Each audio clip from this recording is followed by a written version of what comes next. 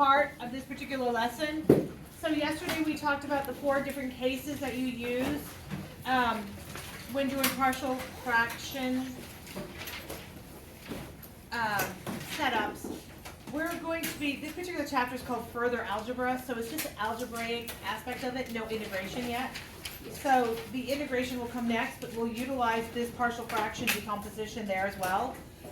Once in a great while, we have to use the partial fraction decomposition for what I'm going to show you now.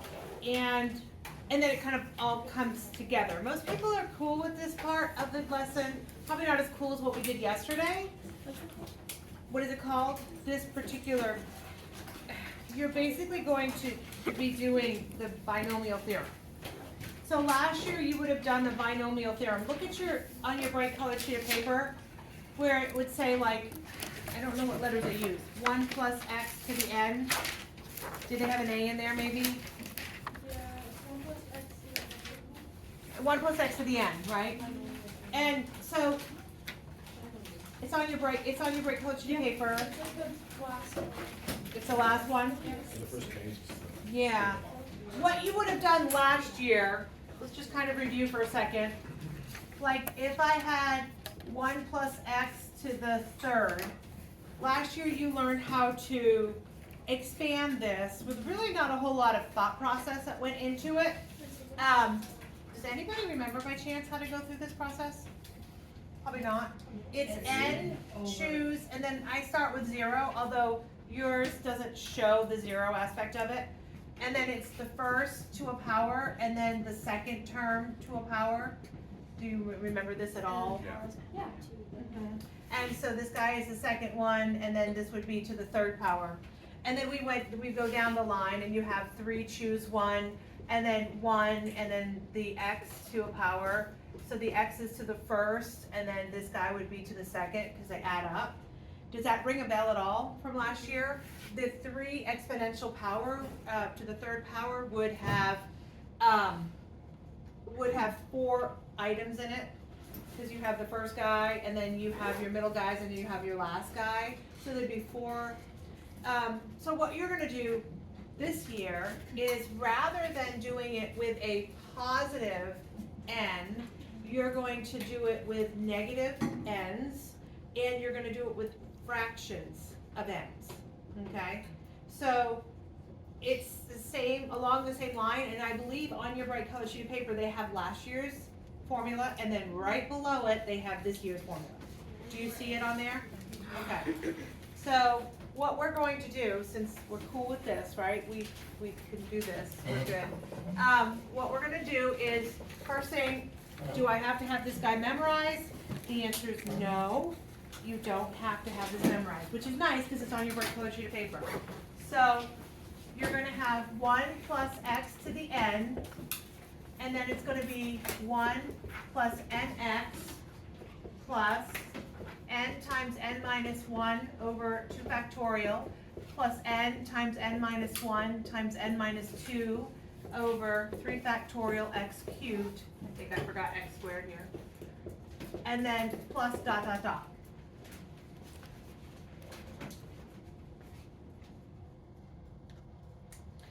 Okay, so things that you need to know about this. N is rational. What do I mean by rational? Could be written as a fraction. And what's the first 5 letters of the word rational? Ratio. Could be written as a ratio, basically. Okay? And the other thing that's important, it'll come into play in a little bit, is that the absolute value of x is always less than 1. Okay? And that'll come into play in a little bit. The series is going to be infinite. What does that mean? Could go on forever. The one I just showed you a second ago, where to the third power, I told you how many entries did that have when all was said and done? 4. It had 4, right? Because it's to the third power, you had 4. When it's a positive n, you're always going to have a finite set within. When it looks like this, and this guy is a fraction or negative, it's always going to be an infinite series, okay? So in this type of problem, they're going to say, find the first 3 terms. or find the first 4 terms. You don't have to find all terms, which is kind of nice. Your expansion is only valid when the absolute value of x is less than 1, and we'll talk about that as we go. All right, so how do we feel? Okay so far? The good news is we don't have to memorize it. Thank you, thank you. All right, so let's practice how to do one of these. We're gonna do it to the negative 3rd power, okay?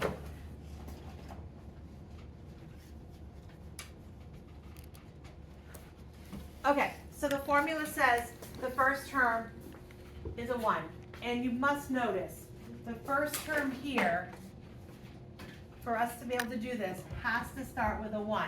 If it doesn't start with a 1, we have to take care of that. We'll have to make it a 1, and I'll show you how to do that as we move on into this. So the first guy is going to be a 1, okay? And then plus, what is my n in this particular case? To the negative 3. So it's n times x. So negative 3 times x. Okay, what's the next step of this thing? It says n times n minus 1. So what's n? And then what's n minus 1? Over 2 factorial, and then x squared. So let's go 2 more terms out. What would the next term be? n minus 1, n minus 2, over 3 factorial, x cubed. That's enough. Okay? And that could go on forever. So let's go ahead and clean it up a little bit. So we have 1 minus 3x. Okay, what's the next guy going to be? It's negative 3 times negative 4, which is positive 12, divided by 2 factorial. 6. So 6. X squared. Next guy is going to be 3 times 4 times 5. 60. The whole thing is what? 60. 60? And then divided by 3 times 2 times 1, basically. 10. So 10. But it's And it's negative. There you have it. How do we feel? So far, not horrible? Yes. Is that the first 3 terms or the first 4?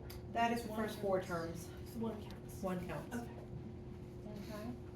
All right, so I'm gonna let you give this one a whirl. 1 plus x to the 1/2. Okay, so give that a try. So let me give you another type here. I don't feel like anybody is worried so far. Okay. What happens if it's not just a plain x? Okay. So in this case, my 1 is still good. I'm good to go. But my value now becomes the 3x, actually negative 3x. Okay. So how does this work? It's going to be 1, and I always do this. I say n is negative 2. I just give myself a little thing, and my x is now going to be negative 3x. So everywhere I see an x in this thing, I'm going to replace it with the negative 3x. Okay. So I've got 1, and then n is negative 2, and x is now negative 3x. Are we cool? Okay, because this is my x, this is my n. And then plus n is negative 2, subtract 1 over 2 factorial. And here's where it gets a little sticky. You gotta make sure it's x squared, so it's really negative 3x squared. I would put parentheses around it. Because what's gonna happen to that negative 3x? It's gonna come positive, right? Okay, the next guy is negative 2, negative 3, negative 4 over 3 factorial, and then negative 3x cubed. Okay, clean that up, see what you get. 1 plus 6x, and then plus 27x squared, and then 108x cubed. No.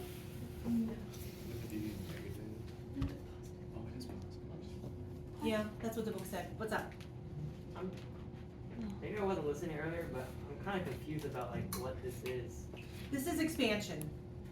And so what's gonna happen is we're gonna utilize this, we use this for another topic. So like this is the algebra version of what you're gonna use furthering. So it's a type of expansion, it's no different. The other one has like, understandably, like why are we doing that? When it's to the third power, you can expand it. This is the same kind of concept, so. Why is it infinite? Oh, because it's to the negative exponent or a fraction, something other than a positive value of n. Nice. Yeah. Okay. Yes. I did not get that. No. Where did 27 and 108 come from? Okay, let's see if this works. 3 times 4 is 12, times 2 is 24, divide by 6. So what's 24 divided by 6? 4. And then what's negative 3 to the third power? So 27. So 4 times 27 should be 108. No? In my Yeah. in my head, that makes absolutely no sense. Take your calculator. No, it's because Oh. I like the first one, negative 3 times negative 3x squared. So I had positive 9x squared. Yeah. That's how that worked in my head. So that's 9, yeah. Yes, And then that's 6 divided by 2, I didn't do it that way. which is 3. 3 times 9 is 27. You have to multiply it across. Well, I put the 2 on top of the x. Put The 2. exponent of 2 on top of the x. So then it'd be just 9x squared. Well, so negative 2 times negative 3 times 9 over 2 factorial with an x squared. That's really what you're doing. And in the end, what? Yeah, so that's 6 times 9 is 54, divided by 2 should be 27 as well. Just another way to think about it. That's not helping you at all? I don't see why you would square the 3. Oh, why we squared the 3? Yeah. Because it's in parentheses, and that squared comes into both pieces. Does that help you? I don't like math and it's I'm stupid sorry. rules. I know, most people don't like math. At least they still like me. Okay, now, so how is this valid? So you have to figure out what it's valid for, and I kind of gave you a little hint earlier. Remember I told you the absolute value of x is less than 1. So what is x in this case? What is it? So we're going to do the absolute value of negative 3x, and that's going to be less than 1. So this is valid for all x's that are, we're going to clean it up. This would be positive 3x is less than 1, x will be less than 1/3. This is valid for any x values that are less than 1/3. So oftentimes, part I in a question will be to expand it. Part double I is, what is it valid for? Literally, you're gonna earn points for doing that aspect of it.